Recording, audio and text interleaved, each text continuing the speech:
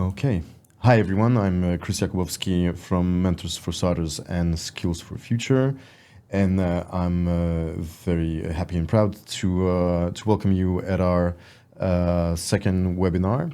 This time we are one that we are proudly doing with our technology partner Meta. And with me representing Meta is Alexandra Joy Rodriguez, business education partner for Blueprint at Metas. Really, really great to have you, Alexandra. Thank you. I'm happy to be here with you all. Thanks so much. So we are about competencies of the future in general. Of course, that's a very, very, very wide range of competencies, and actually, sometimes it's a big question to what's actually in there. And I'm sure we'll try to. Even though we'll be focusing on marketing today and on technology, I'm sure we'll be able to come up with quite a wide range. But just to start off, I mean, Meta, obviously a huge organization, one that has to, even because of its business model, has to adapt to all those changes very, very quickly. That's part of the business. And I'm just wondering how do you see that needs to adapt, even if in your everyday work? What's your view on that? Sure. I'll give a little bit of background as well. In my career at Meta, I joined Facebook how many years ago now? 7.5 years ago. And since then, things have just been changing so quickly. I think being in the technology industry in general, it's definitely to be expected. But I remember when I joined in 2018, the new thing was mobile. Like, people are no longer signing on to their computers and waiting for all of their apps to open and to work, but people are picking up their phones and going online on their phones. And that was like the big revelation of how can we have advertising, how can we be present on phones? And that feels like ancient history, right? That feels like so many years ago. That's like 10 topics ago. And now we're in this new world. And the hottest thing is, of course, artificial intelligence, right? I know that when you're asking about the future and competencies of the future, you're probably thinking about AI. And yeah, and our company has changed a lot since I joined. I joined right after university, and I joined actually in Dublin it's one of our major hubs in Europe. And I joined there, and I was doing cold calling clients in the German market. And I remember just talking about and pitching advertising and how things were changing and in advertising as well. And so I can definitely say that things are moving very quickly. And there's definitely a sense of urgency. So in my job, now that I have moved over to the Blueprint team, where I help deliver training, develop content, think about what people want to be learning about our platforms, there's definitely an urgency to be fast enough to follow the technology that's developing and to be able to train people and tell them how it works. So honestly, in my job, as I'm delivering trainings and sharing about the product, I'm oftentimes learning alongside our audience. Like, it's just unavoidable, right? They're learning about the product for the first time as I am, just because things are moving so quickly. So it's definitely been an interesting ride. I mean, the pace that you have mentioned is just amazing, and like you said, we started off in a completely different world, and right now, everything, for example, everything needs to be recorded. Everything needs to be wide. Now we have to, turn the screen around, and it's and that's actually a good metaphor for the change going on. So I'm wondering if marketing itself, being also such a broad domain, can we talk about marketing as being a competency, or do you have to have different skill sets and different sets of competencies within marketing itself? Yeah, I definitely think there's a lot of buzz in the marketing world around this AI, around these changes. Like, are we going to be relevant in the future? And that's a big question. And I think absolutely yes. I think that marketing is so much of an art more than a science. It does involve scientific parts, like, targeting well, advertising well, being data driven instead of assumption driven. But if the COVID era has taught us anything, it's taught us that we desperately need this human touch. And I don't think that that will ever go away. So I think that even though now we live in a world where we're very much hybrid between in-person and virtual, I still definitely think that marketing will continue to need to think about what is the human touch behind this? How can we have creativity and imagination, and how can we keep the human spirit within marketing? It's also up to marketers absolutely to learn about the new tools. Like, there will be a new skill set. So I know that the audience I'm speaking to today is a young audience that is thinking about their career and their future, and how, what does it look like to get my first job? What does it look like to enter into the workforce? I definitely think that those of you who are maybe, 10, 15 years younger than myself entering the workforce will need to have different competencies than I had entering the workforce, and know how to use these tools. Know how to prompt an AI engine to help you develop a program or to help you develop an idea or a brief. But definitely tapping into the human spirit of, what is it I want to communicate? What values do I want to share with my audience? I personally don't think that this will ever go away, that we need people working on this. Yeah, I think a great link to that is what you mentioned about the beginning of your career is call centers. Call centers, for example. I mean, that was something that you must have had those competencies entering into sales. And what's going on right now? I mean, is that also is that a good example of how certain things can become obsolete, whereas there are values that will remain for a longer time? Yeah, I know that whereas, for example, call centers was 100% of the way to reach out to a new client, now it's only one of the ways. Like, we can also use messaging bots, and we can have different ways of reaching out and of gaining new clients. But I know that, again, there's still this need for speaking to a human.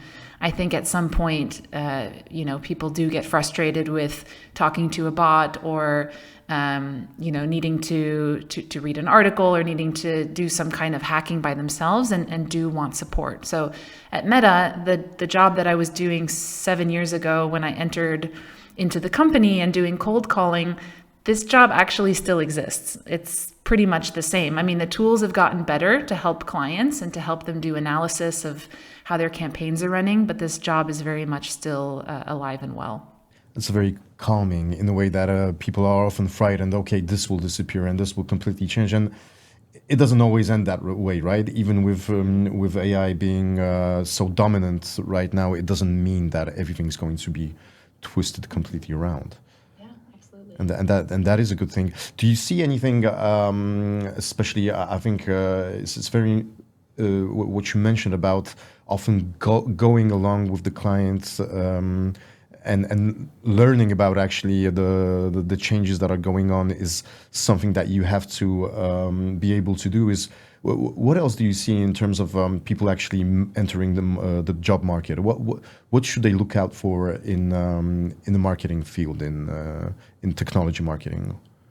Yeah, I would say one of the greatest values that was placed upon me in my onboarding was empathy. Like, when we get on a call with a client, it's about listening. It's about asking questions. It's about hearing their challenges. Of course, we have these different products that we want to pitch to the client, and we want to encourage them to use our platforms in a certain way to get the best results. But it's making sure that they feel heard. And I know that at this point, I don't know when or if we will ever get to a point where they feel really heard by a piece of technology, a piece of software. They're feeling very heard by people. And so I think definitely empathy is number one. The other thing, if I'm giving advice now for looking for a job, for first steps in your career, is to be a self-starter and to really show that you have excitement and interest. So I know that this is a program today that you're looking at. with the possibility to also get certified, to take an exam and to get a Blueprint badge and to show that you have marketing expertise with Facebook, with Meta. And this is an example of something that is highly valuable for those looking to hire new grads and new people to see, wow, you went out and decided to gain this skill. Like you were interested in earning this badge and getting this skill. And I think that those kinds of things are definitely valuable. And just to keep reading, like read articles. What is the news about? So many of my first interviews were about Meta in the news, and I interviewed as well with Google, and I interviewed with Amazon, and I made sure to study like what has been happening with these companies. What kind of products are they thinking about? What are they developing? What are they good at? What are they not good at? So definitely getting smart and doing your research are some skills I would recommend. It's great that you mentioned the Blueprint certification path, as this will be one of the takeaways from today's meeting, but we'll get to that closer to the end. I also think that one of the something that can complement what you just said would be also content. You're able, I mean, we are all able to, in order to present ourselves, even for a good job, we are able to create content in ways that haven't been accessible to us before. So, what's the role actually of content today in marketing? What's your how do you look at that? Yeah. So, content in marketing. So, are we talking about like advertising itself, the ad campaigns and these things? Let's kick off with that. Yeah, sure. So content for marketing. So when we're thinking about from the advertising perspective, like how should we speak to our audience? Essentially, the number one tip that I would give is you want to create ads that don't feel like ads. You want to market in a way that doesn't feel like you're being marketed to. Something that would feel very much natural and that also speaks to what people are interested in. Because an ad, like when you pick up your phone and you go onto Instagram and you're scrolling on your Instagram and you see an ad, that ad is an invitation. It's an invitation to do something, to feel something, to think something. And so we definitely don't want people to feel like they're just having ads thrown at them, which are just like products that is lifeless and soulless. We want to have this invitation be meaningful and be useful to people. We also know that attention spans, like this is something not new. Attention spans are shorter than ever and they keep getting shorter. So how can we speak to people in a way that is quick, in a way that is meaningful, and in a way that uses data instead of using assumption? And I can go on and talk about how to market using data instead of assumptions. I think this is really important as well when we're trying to speak to a potential audience. Yeah, absolutely. I also think the approach to ads will be different for big companies that obviously have the power to look at the data, for example, or just bigger resources. It will also be different for the smaller companies, or just for entrepreneurs that are starting off. And I'm sure among our audience there are many who'd like to kick off one day their careers as entrepreneurs. What would be your advice for engaging content when you're just starting, when you're at the very beginning? Obviously, data, like you said. What else? Yeah, I actually would say, to the point you just made, that even for small businesses, that there's a lot of analysis that they can do to see whether or not their marketing is working. In fact, that's one of the major things that Meta wants you to do, is to measure your ads. Like the money that you're spending on our platform to run an ad on Facebook or Instagram, is it actually working? Like, is it actually producing more value than if you had spent that money on Google or Pinterest or TikTok or another platform? And so regardless of whether you're a small or medium or large enterprise, advertising with Meta, you should have a measurement first ideology or measurement first approach to, we want to make sure that this thing is working. And that's something I really love about working at this company, is it's not like, oh, just spend money with us and don't worry, don't worry about it. It's about, we really want you to be informed of whether or not this is working for your company. And so that's also something that when you're entering into the workforce and you're thinking about advertising, definitely learn how to measure whether or not the advertising is even working, and to do an analysis with that. And there's plenty of articles on our Blueprint, on our online information. There's e-learnings, there's courses, there's webinars on how you can learn how to do this measurement approach in marketing. Would you like to get into that a little deeper? So like how can how does technology from Meta, how does Blueprint help your business? How does it help you grow the business? Yeah, how does Blueprint help us grow? So Blueprint is essentially a learning tool. It's to help you learn skills relating to marketing on our platforms. So how do you target an audience? How do you maybe measure, is it better if I use ad creative A or ad creative B? How can I measure which one has more impact? How do I as well set up a goal for my campaign so that the algorithm can give me the best possible results? And also it teaches you, what is the algorithm doing? Like as well, you're entering into an auction when you're bidding for advertising. And I don't know if any of you watching are familiar with auctions or have ever been to an auction, like an art auction, or have seen one, on television or something. But essentially what's happening in the system is millions, hundreds of thousands, millions of potential advertisers are bidding for a spot to show their ad. So that scroll that you did earlier and you got an ad, that ad was the winner against many, many, many other ads that didn't win. And so Blueprint, for example, would help you learn and understand, okay, how did that person win? What were the different ingredients that worked really well that made it so that they won in the auction?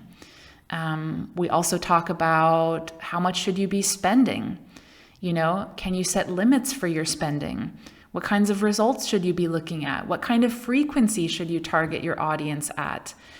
Probably a lot of you have been given ads over and over and over again. And this creates something called ad fatigue, where you're tired of seeing the same ad. So how can you avoid ad fatigue and keep your ads fresh? Blueprint also talks about managing Facebook pages, managing groups, how to be someone who is a leader in community spaces. Also talks about engineering. How can we take first steps in doing data engineering in our campaigns? So there's definitely a lot to learn, and different ways to do it, and in different languages. Unfortunately we don't offer Polish, but we do offer other languages to learn from. If you mentioned ad fatigue. What are other common mistakes that marketers do in their campaigns? What should the young marketers wanting to go to enter that field, what should they look out for? Yeah, ad fatigue is a big one. Also, not diversifying your creative. So making one ad or two ads that you leave on for 6 months and that are not diverse and that are not interesting or compelling. I would say also not taking advantage of video is a mistake. Movement and video is so important. It captures attention. We did a study a few years ago. It captures attention like 4 times better than still life, still imagery, static imagery. So definitely staying fresh, being fast, movement. I would say also creating ads that are just obnoxious. I don't know. To me, it feels so dated. It feels like from the 80s or from the 90s, like, come on, come and buy your TV right now, $6.99. Like, is this interesting? Are people being spoken to in a way that's exciting and interesting to them? One more thing that I'll mention in terms of mistakes. I talked about this before, about making assumptions. So let's just say, for example, that you got a job at a jewelry store, and this jewelry store wants to run ads with Meta. And let's just say that the owner of the jewelry store says, okay, I want you to create an ad and I want you to target only women. And you say, okay, fine. And you make an ad targeting only women. Without any data to prove that only women are buying your products, maybe you're just making an assumption. Maybe you're making a mistake. Maybe you should be targeting men as well, because men are A, like to wear jewelry, B, are potentially buying jewelry for their special someone, their wives or their girlfriends or their mothers. And C, we just don't have enough data. So maybe we shouldn't be making that assumption. So that brings me to another piece of advice, is to ask questions. Ask, do we have proof to believe that this is how we should be marketing? Otherwise, I think we should run a test. And when you start marketing on Meta, you can run a test. You can run a ad campaign towards only women. And at the same time, you can run one towards men and women and test what was the difference in cost per action and see which one was the better one. So avoiding assumptions is a big one. Now, there were a lot of competencies of the future in what you just said, because you have curiosity. I mean, that's look for solutions, right? Fact checking, not always. That's the assumption you just mentioned. And going backwards a little.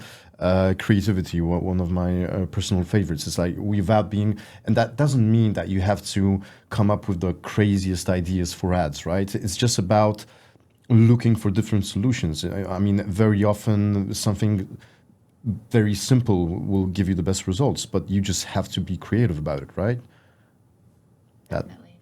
That's strong, and I also think that having it's when you look at those competencies, they will help you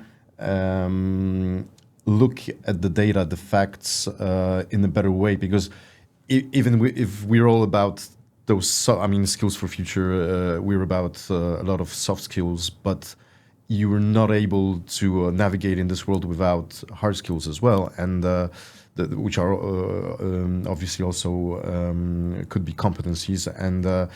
And everything that you said kind of connects very in a very wise way. You know, just be open to what's around and use good tools. And having said that, we have a great takeaway for our audience today. So the 31st people that will reach out, you will have a possibility to go on the Blueprint certificate path, right? And learn more about. Could you just give us a little more hints about what does that mean? Yeah, so we offer, as I've said, e-learning and different ways to learn about our platforms. And then we also offer these certification paths where you can take an exam and earn a certification badge. And these badges, these tests are not free. They are actually quite expensive. So the fact that you have a few being given today to those that are applying for it is a big opportunity that I would not waste. I would definitely go after it. And we provide tools and information to learn for these exams, to prepare yourself. They do require preparation, and then you would sit in an exam. I think they're about an hour and a half, depending on which exam you take, somewhere around 60 questions. And if you pass with above 70%, you would earn this badge. And this badge is something that is a digital badge that you can download and you can put on your CV, you can put on your resume, you can put in your email signature, you can put really anywhere for any job applications, internships, university, anything like this to show that you've gained this expertise. And again, I really highly recommend this. I think that if there's one takeaway that I want you to have in terms of, and this is more of a mentorship thingy, but it's really that how are you going to be interesting when you apply for jobs and for opportunities? You're going to be interesting if you're interested. So if you're interested in learning and in pursuing things, even that are optional, you're going to be interesting to the people that you're speaking to. So go for it. It's really doable. It's not rocket science. This exam that we're talking about, I really highly recommend going for it. That's a very good wrap. So, to everyone listening to us in Poland, Lithuania, Latvia, Estonia, that badge can make I'm sure that can make a difference in the eyes of employers. So, please register at skillsforfuture.org and reach out to us. You will have information once you register about Blueprint certificates. Alexandra, it was fantastic to have you here. I mean, thank you so much. A lot of fantastic insights. Thank you, Krzysztof. That was a great discussion. Great discussion. Thank you, and hopefully you will join us again someday. Thanks so much. Gladly. Thank you. And thanks to everyone watching and listening to us. Thank you so much. Have a good day. Bye.